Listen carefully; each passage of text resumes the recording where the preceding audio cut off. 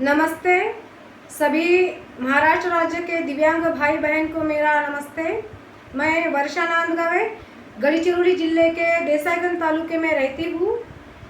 मैं सरकार से कुछ कहना चाहती हूँ कि जो सुशिक्षित बेरोजगार दिव्यांग है, जिन्होंने अपंग वित्त विकास महामंडल का कर्जा उठाया है, उनका कर्जा माफ़ किया जाए।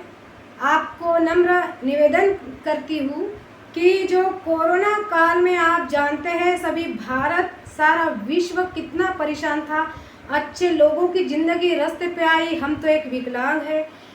सरकार को मैं ये बताना चाहूँगी कि आपने शेतकरी कर्ज माफ़ किया, अच्छे उद्योजक का कर्जा माफ़ किया, विजय माल्या जैसे का माफ़ किया, आप दिव्यांग का कर्जा क्यों नहीं माफ़ करते?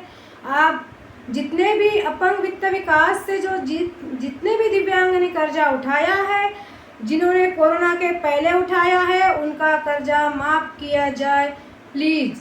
क्योंकि जिनका जिनका बिजनेस था, उनका जो भी धंधा है वो सब रास्ते पे आ गया था और खाने के लाले पड़ गए थे।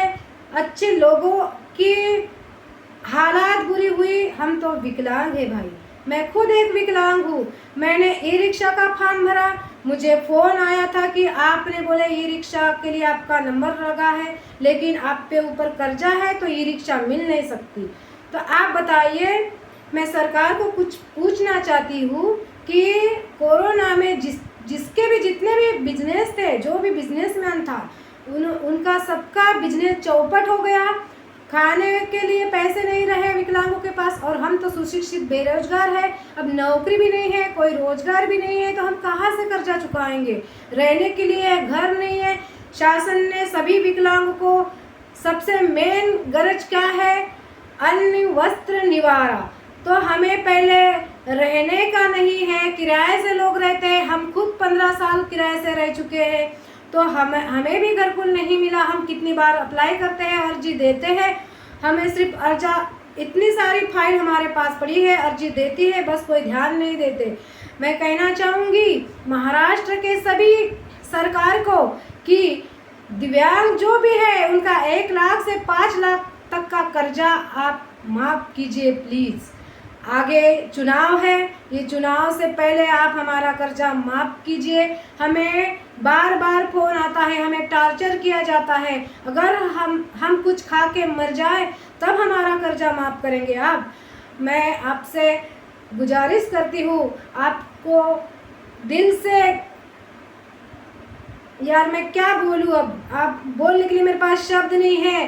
कितने हालात हमारे बेकार हुए थे। ज़्यादा से ज़्यादा वीडियो को ये शेयर करें कि मुख्यमंत्री जो है एकनाथ शिंदे, उन तक ये पहुंचना चाहे और हमारे महाराष्ट्र के विकलांगों का अपंग वित्त विकास महामंडल का जो भी कर्जा है वो माफ़ होगा, माफ़ करना पड़ेगा।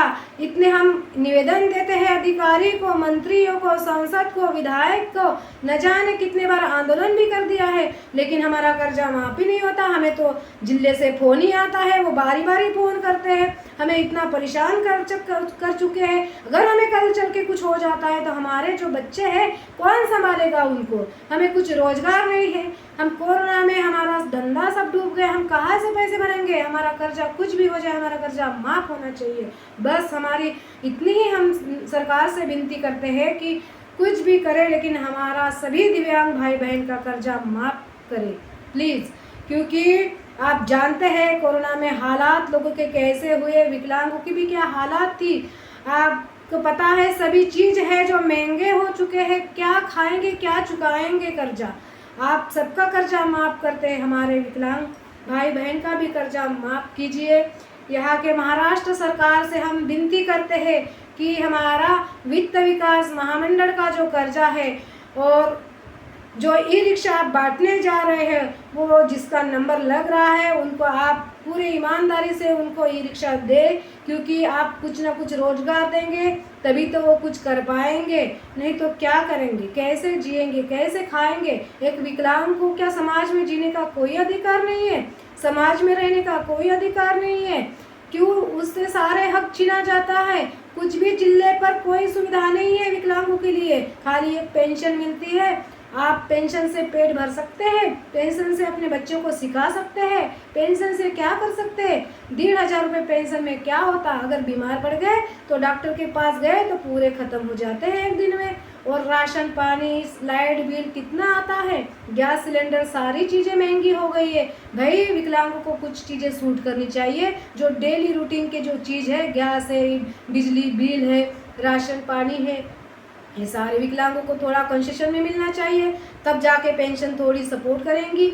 अब यहाँ पेंशन भी नहीं मिलती, यहाँ सुशिक्षित बेरोजगार पड़े हैं, किसी को नौकरी नहीं है, 10 साल से या 15 साल से कोई विकलांग की पोस्ट भरी नहीं है सरकार ने। अब ये कर्जा जो दिया है, किसी को 1 लाख, किसी को 2 लाख, किसी को 3 लाख, भाई कैसे भरेंगे। ये 5 लाख तक का जिसका भी विकलांग का कर्जा है, सभी विकलांग भाई बहन का कर्जा सरकार ने माफ़ करने को होना और माफ़ करना चाहिए। हमने सारे आंदोलन किए, कितने अर्जी दिए, पर हमारा विचार ही नहीं करते।